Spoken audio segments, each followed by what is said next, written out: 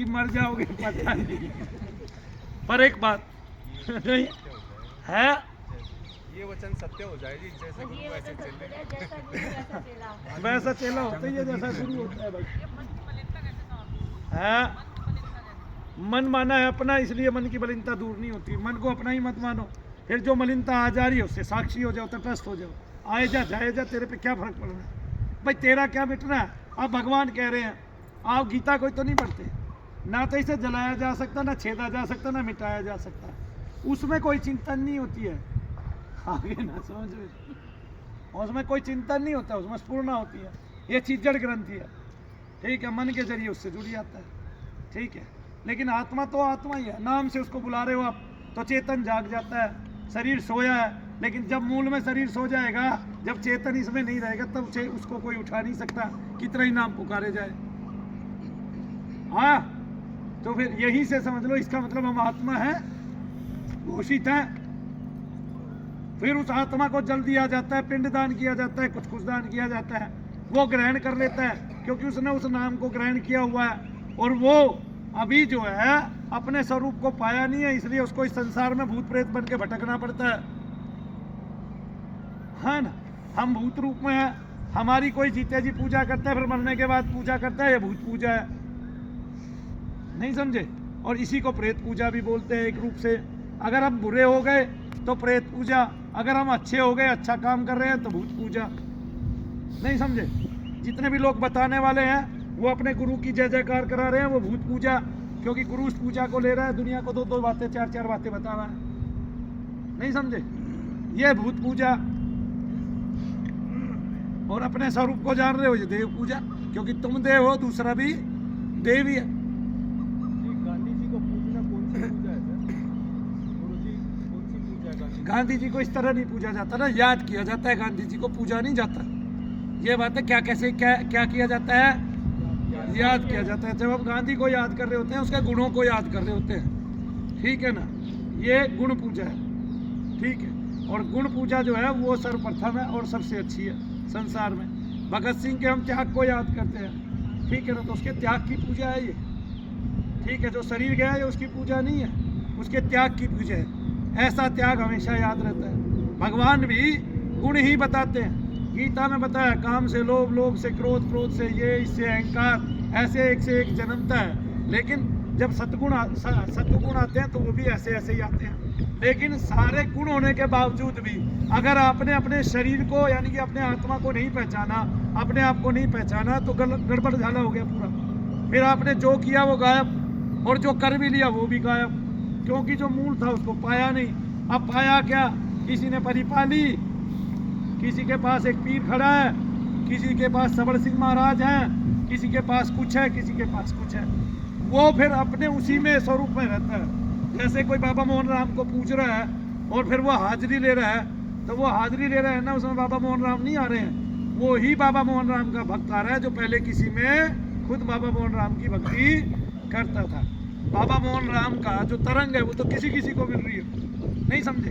तो जिनमें बाबा मोहन राम खेल रहे हैं, वो बाबा मोहन राम नहीं खेल रहे, वो उनकी पूजा करते थे बहुत सारे भक्त, और तब वो बाबा मोहन राम बन के खेल रहे हैं सेम। और वो बता भी पा रहे हैं बहुत सारी चीजें, जैसे औरों के गुरु बता रहे हैं, जो लिख कर बताने वाले हैं उनके भी गुरु बता रहे हैं, वो भी बता पा रहे हैं, आता तो वो भी बता पाते हैं। तब वो स्थूल से सूक्ष्म हो गए, और जो सूक्ष्म हो गए, आप मर जाओगे, आप भी बताओगे दूसरों को, अगर आप किसी पे आने लग गए तो, नहीं है समझ। फिर प्रेत को देखता है, आप अपने स्वरूप को नहीं देख पा रहे।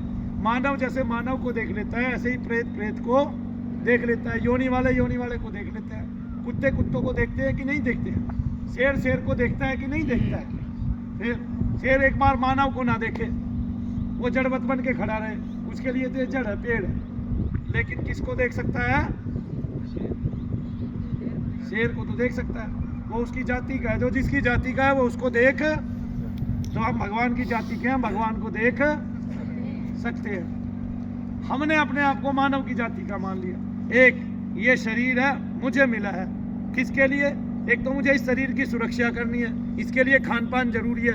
दूसरा दूसरों की सेवा के लिए, किसके लिए, दूसरों की सेवा के लिए, एक कर्म योग, ठीक है। भगवान की प्राप्ति के लिए, भगवान की भक्ति के लिए, भक्ति योग, ठीक है, अपने आप को जानने के लिए शरीर में एक आत्मा है, ये ज्ञान योग।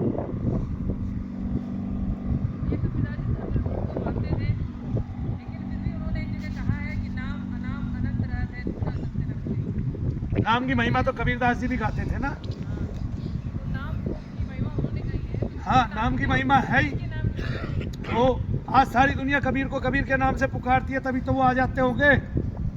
बोलो हाँ कि ना। नाम की महिमा ना होती तो कबीर कबीर करने से कुछ नहीं मिलता। फिर इतने लोग कबीर कबीर करते हैं, उनको प्राप्ति क्या होती? फिर वो कहेंगे गुण गाते हैं, अगर उनको कुछ मिलता नहीं तो।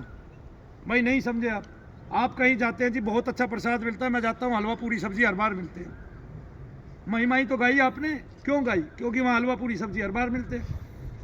भाई आप गुरुद्वारे में जाते हैं, वहाँ बोलते हैं जी इस गुरुद्वारे का भंडारा कभी खाली नहीं जाता, नाम की तो महिमा है। फिर हर कोई उस गुरुद्वारे में जाता है, जिसके याद रह जाता है। कभी वो दिल्ली आता है तो वो चांदनी चौक के उस गुरुद्वारे में जरूर। बताओ आप, अगर वो कहीं रात को फंस जाता है और वो ये देखता है कि मैं उसके आसपास हूँ, तो वो वहीं जाएगा, चाहे पैदल पैदल जाए, कि मुझे रोटी भी मिल जाएगी और सोने को भी कोई कपड़ा मिल जाएगा। बताओ कितनी बड़ी बात है। नहीं समझे? तो फिर कबीर का भी तो दास नाम लेते हैं ना लोग, कबीर दास है ना। तो कबीर दास के भी दास बहुत है संसार में। वे नाम इसलिए लेते हैं कि वो उसके पथ पर चलते हैं, और मार्ग पर जब कोई चलता है तो उसको कुछ ना कुछ मिलता जरूर है, क्योंकि वो बहुत कुछ छोड़ के चलता है।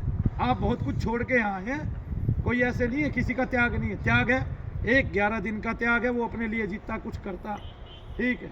हो सकता है 2 जोड़ी कपड़े सिलाता, सूट वूट में, टाई वाई में, हैं 4 बारातों में घूम के आता है कि नहीं।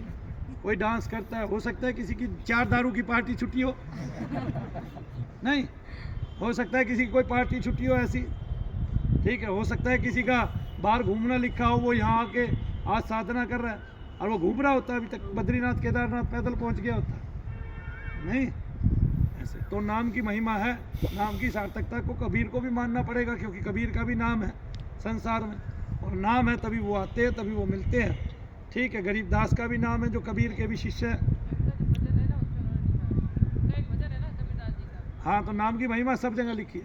कबीरदास जी का एक दोहा भी है, याद रखो, कबीरा तिनकी क्या गति जो नित नारी के संग। मैं वो अगली बात नहीं कहूँगा, यहाँ वो बबीता बैठी है, उसको देख के सांप अंधा हो गया था। सब समझ गए। समझ गए? हाँ, तो बबीता क्या हुआ था? सांप अंधा हो गया था नहीं। तो ऐसे आओ, जिसका कुछ नहीं करना उसका कुछ नहीं करते हैं, लेकिन कुछ ना करने का भी संकल्प नहीं करते, ठीक है। तो क्या करना है? आंख बंद करनी है और अपना जो तेज है उसी को देखना है। यानी कि मैं तेज स्वरूप हूँ, मैं लाइट हूँ, मैं प्रकाश हूँ, मैं बल्ब हूँ, मैं स्थिर हूँ और मैं आत्मा हूँ, और ये शरीर केवल संसार की सेवा के लिए बना है, और यहाँ सब आना जाना है, सब मरना मिटना है, इसलिए मुझे सबका साक्षी होना है। मैं सबको मरते हुए देख रहा हूँ, इस शरीर का पल प्रतिपल विनाश होते हुए देख रहा हूँ। मैं सबका साक्षी आत्मा हूँ, मैं साक्ष्य भाव ग्रहण करता हूँ। मेरा ये जो साक्ष्य भाव है, ये स्थिरता है, ये शांति है, और ये आत्मदर्शन है, ये ईश्वर दर्शन है, ये परम ब्रह्म दर्शन है। ऐसे तो आगे भी करो, तपस्या भी करो, अपने आप को साक्षी बनाओ, साक्षी बन जाओ इस सृष्टि में, इस घास के, घास के। तो जिसका जन्म हुआ है वो जाएगा जाएगा, जो शरीर जन्मा है वो भी जाएगा जाएगा, जो पेड़ बना हुआ है वो भी कटेगा कटेगा, ये शरीर बूढ़ा हुआ है ये भी जर्जर होगा ही होगा। तो प्रत्येक वस्तु नाशवान है, सब बहता जा रहा है। मैं अपने स्वरूप में आना चाहता हूँ।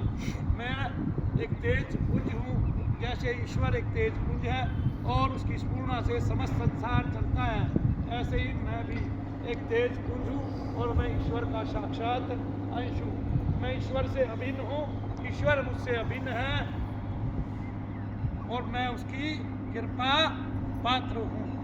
तो ऐसे केवल साक्षी रूप धारण कर लो, कुछ कर गुजर जाओ, और इस कर गुजरने में जो भाव आता है उससे तटस्थ हो जाओ। ना मुझे कुछ सोचना है, ना मुझे कुछ जानना है, ना मुझे कुछ चाहना है, और इन तीनों चीज़ों की भी परवाह नहीं करनी है। मुझे इनकी भी कामना नहीं करनी है, ना जानने की भी कल्पना करनी है, ना सोचने की भी कल्पना करनी है, और ना चाहने की भी कुछ कल्पना करनी है।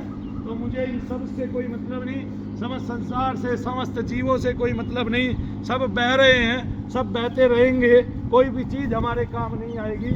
सबने चले जाना है, इस शरीर में भी जाना है, इसलिए साक्षी भाव धारण कर लेना है। बोलो जय श्री देव। करो साक्षी भाव धारण।